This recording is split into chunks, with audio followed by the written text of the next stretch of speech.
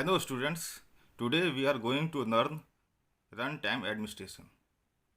Before understanding this, we have to understand some basics. Now first understand the types of memory allocation. So there are two types of memory allocation, static or combined time memory allocation. Second one is dynamic or runtime memory allocation. What is the difference between these two?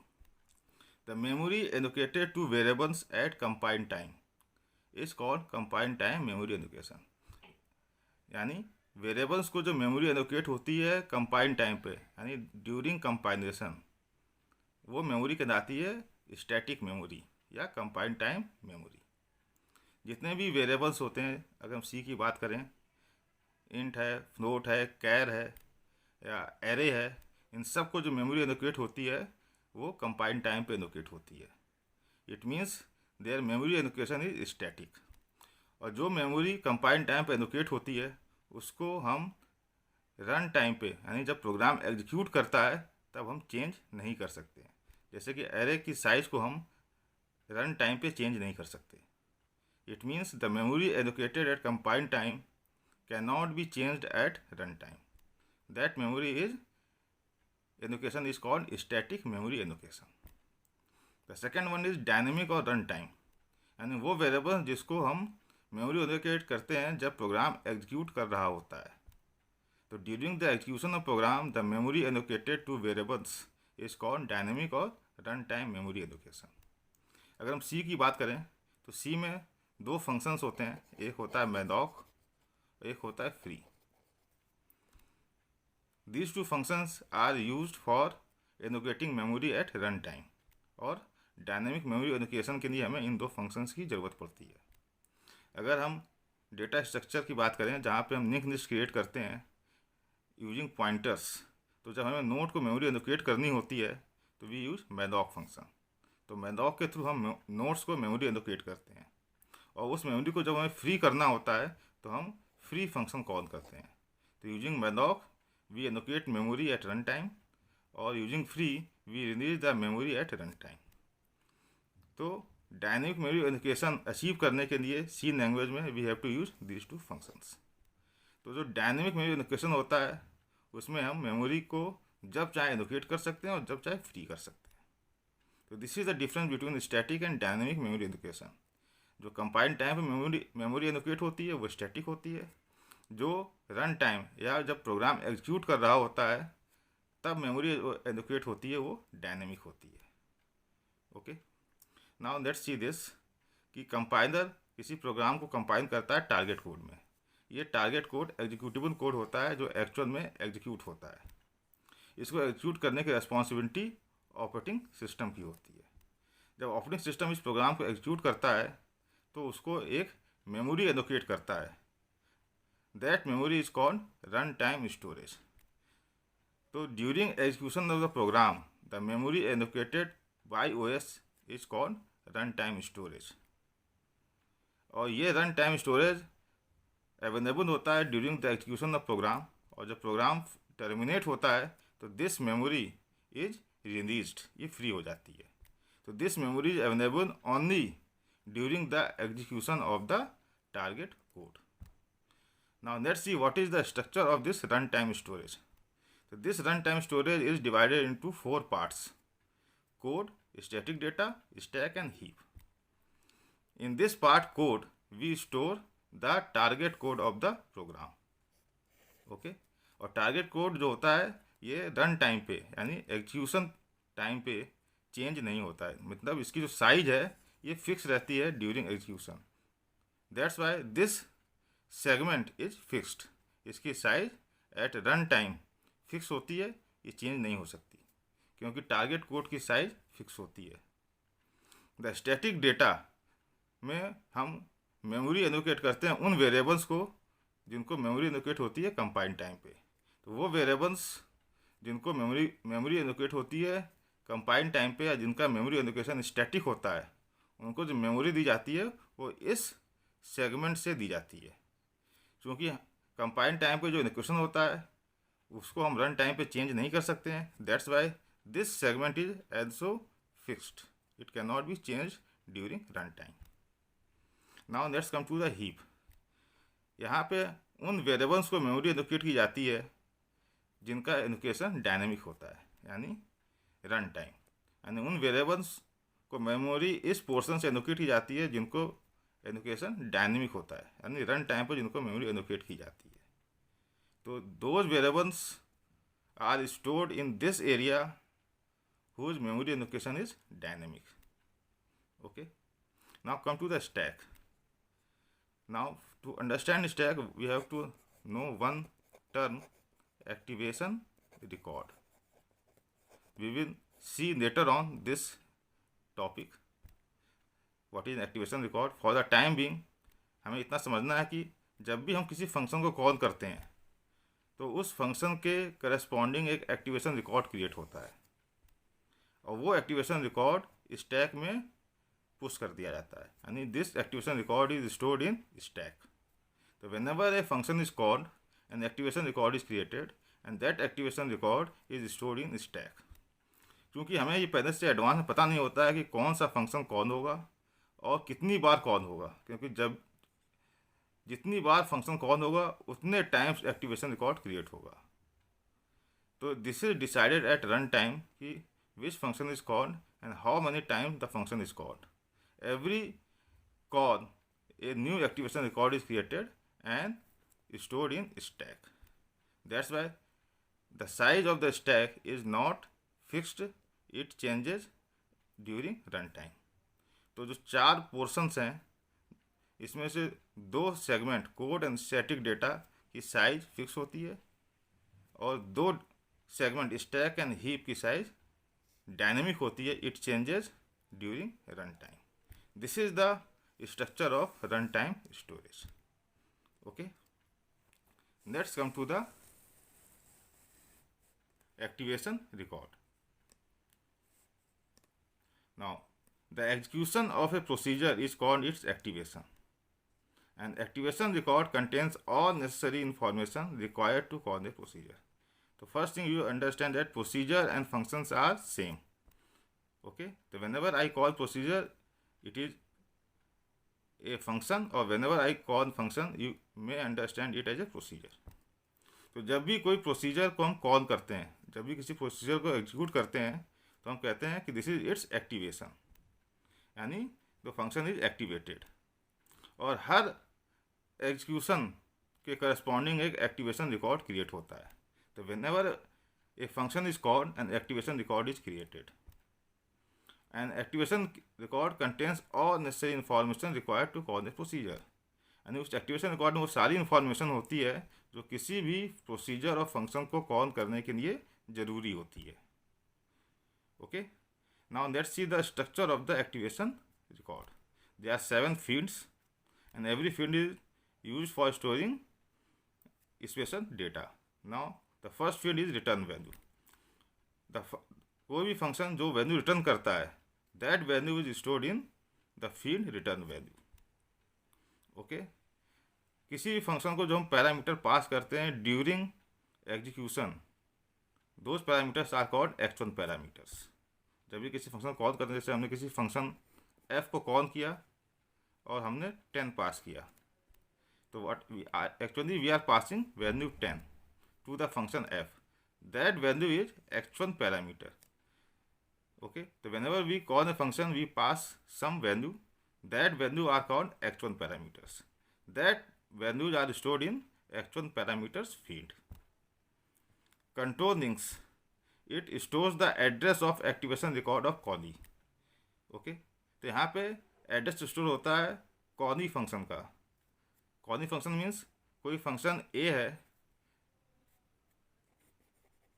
और इसने function b को call किया है, तो function a is calling b, तो function a is callee and function b is called function. तो b के activation record में a के एक्टिवेशन रिकॉर्ड का एड्रेस स्टोर होगा, किस फील्ड में? कंट्रोल लिंक्स में।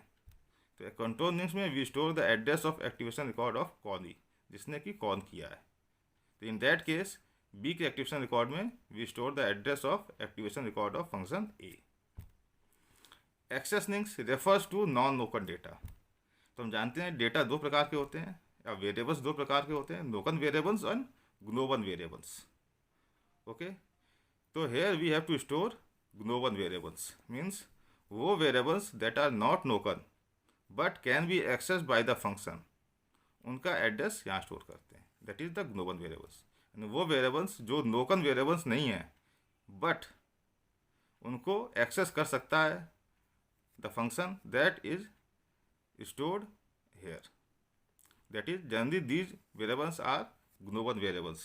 क्योंकि ग्लोबल वेरिएबल्स वो वेरिएबल्स होते हैं जिनको आप पूरे फंक्शन प्रोग्राम में कहीं भी यूज़ कर सकते हैं.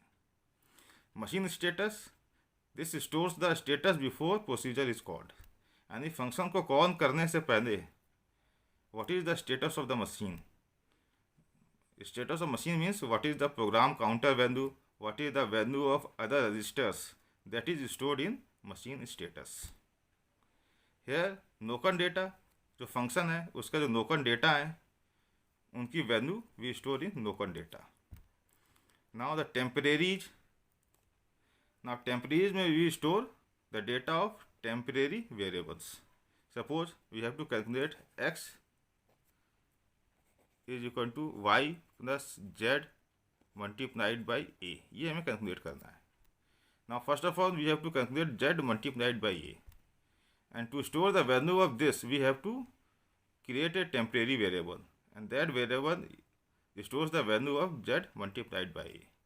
तो those variables that are created for evaluating the expression that are stored here in the temporary field. तो this is the structure of an activation record.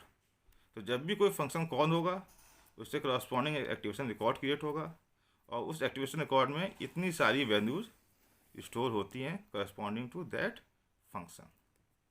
Okay, hope you will be understand this.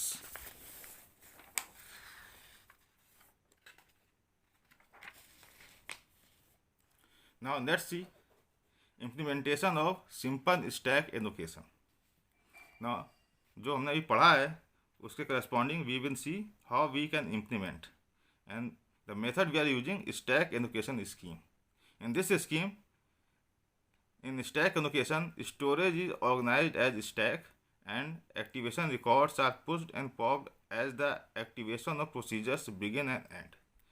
तो इन stack allocation में क्या होता है, जो storage है वो as a stack organise हुआ है, और हम स्टैक जानते हैं एक ऐसा डेटा स्ट्रक्चर है जिसमें दो ऑपरेशंस होते हैं, पुश एंड पॉप. तो यहाँ पे activation records are pushed and popped. Okay, the activation records are pushed and popped whenever an activation of procedure is executed. अगर कोई प्रोसीजर एग्जीक्यूट हो रहा है तो उसके करस्पॉन्डिंग जो एक्टिवेशन रिकॉर्ड क्रिएट होगा उसको हम पुश करेंगे, और जब हम किसी प्रोसीजर से एग्जिट करेंगे तो उसके एक्टिवेशन रिकॉर्ड को हमें पॉप करना होगा.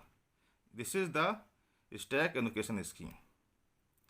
Okay, the storage for nonlocals in each procedure calls is contained in the activation record. तो जब भी हम किसी प्रोसीजर को कॉल करेंगे तो उसके जो नोकन्स वेरिएबल्स की वैल्यू है वो भी एक्टिवेशन रिकॉर्ड में हम मेंटेन करेंगे, and the storage value of nonlocals are deleted when the activation ends. और जब हम उस प्रोसीजर से एग्जिट करेंगे, बाहर आएंगे, तो हमें उसके एक्टिवेशन रिकॉर्ड को पॉप करना होगा. और पॉप करने का मतलब है कि जितने भी नोकन वेरिएबल्स की वैल्यू है वो भी साथ में डिलीट हो जाएगी. तो this is the simple stack allocation scheme. Okay, now let's understand with the help of an example. This is example number 1. There is a main function is there, और इस मेन फंक्शन से हम एक function call कर रहे हैं first, and this is the definition of function first. और first function से हम सेकेंड फंक्शन कॉल कर रहे हैं, this is the definition of second function. तो there are actually 3 functions, main function, first function and the second function. Now let's see how simple stack allocation scheme being implemented for this example. जैसे program execute होगा तो program execute होगा from main. तो जैसे हम main के execute करेंगे तो मेन के करस्पॉन्डिंग एक्टिवेशन रिकॉर्ड क्रिएट होगा और वो पुश हो जाएगा स्टैक में. This is your stack. तो ये है activation record of main function, that is we are inside the activation record. We are inside the main function. Main के अंदर हमने क्या किया, फर्स्ट फंक्शन को कॉल किया. Now we have executed function first. It means we have to create an activation record for function first and pushed the activation record into the stack. This becomes activation record of first. Now we are inside the first. From the first we have called function second. Now we have started executing function second. It means we have to push the activation record of second into the stack. This is activation record of function second. Now when we exit from the function, we have to pop the activation record of second from the stack. तो जैसे हम second से exit करेंगे तो दो second corresponding activation record होगा, उसको हमें स्टैक से पॉप करना है. तो दिस इज नाउ पॉप्ड. और now we have to enter the function first. Okay, because the function first has called second. Now we have entered the function first. जब function first हम exit करेंगे, function first का जो activation record है उसको हमें pop करना होगा. Now the activation record of main is on the top and we now enter the function main. और जब main से हम exit करेंगे तो इस activation record को भी हम pop कर देंगे. Now the stack is empty. It means the program has finished. So this is the way whenever we execute a function, we have to push the activation record of the function into the stack. Whenever we have to exit from the function, we have to pop the activation record of the function. Okay. This is the simple example. Let's see a example in which we are using recursion, that is recursive function. The first example is non-recursive functions. Here we are calculating the factorial of a value. This is the recursive function fact. This calculates the factorial of a number n. Okay, and this is the main function. Here n is equal to 4. It means, and we are calling fact with n, that is n is 4. It means we are calculating factorial 4 and the value is stored in x, and finally we are printing the value of x. Let's see what will be the stack in that case. So first we enter main as the program starts executing. So we have to, this is the activation record of main. From main we have called fact n, that is we are calling the function fact with the value n, and the value of n is 4. That is here the n will receive the value 4. So we have to store the activation record of fact and the value जो पास हुई है that is 4. Okay, now we enter this function and here we call the fact function again because this is a recursive function. Now the value is passed by n minus 1, that is 3. Okay, so we have to create another activation record of fact, but now the value is 3. So whenever a function is called, an activation record is created. Okay, तो यहाँ पे fact जितनी बार call होगा उतने activation records create होंगे और वो push होंगे स्टैक पे. Now next time when the fact is called, the value now becomes n minus 1. The value of n is 3. It becomes 2. So we are calling fact 2. So again we have to create an activation record of fact, and this time we are passing value 2. Next time we have to pass n minus 1. N is 2. It becomes 1. So we have to pass fact 1. So we are calling fact 1. Again we have to create an activation record corresponding to fact 1. So this is activation record of fact 1.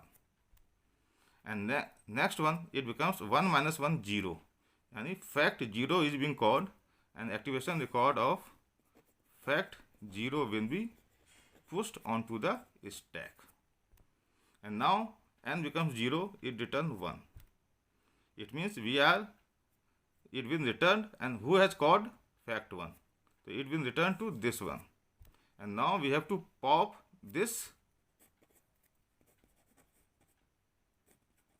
from the stack. Now when we come to AR, activation record of fact 1, and we return from this, so who has called? Fact 2 has called fact 1. So when we exit from fact 1, we have to return to fact 2. So when we exit from fact 1, we have to pop the activation record of fact 1 from the stack. And now the top of the stack becomes activation record of fact 2. When we exit from fact 2, we have to pop it from the stack, and we now come to the activation record of fact 3. And when we exit from fact 3 and return back to fact 4, we have to pop the activation record of fact 3. Now the top of the stack is activation record of fact 4. And who has called the fact 4? Main. So when we exit from fact 4, we have to pop from the stack and return back to activation record of main. Now we have come back to main. The value of x will now get the factorial of 4, and the value of x is now printed. And when we exit from main, we have to pop the activation record of main, and now the program terminates. It means you can see the stack is now become empty. So this is the implementation of simple stack allocation scheme, in which when a function is called, an activation record is created and pushed onto the stack. And whenever a function is exited, we have to pop the activation record of that function from the stack. And finally, the stack becomes empty when the program terminates. This is the way simple stack allocation scheme is implemented. Hope you will be able to understand the runtime administration, what is activation record, what is runtime storage, and how simple stack allocation scheme is being implemented. Please do share, like, and subscribe the channel. Thank you.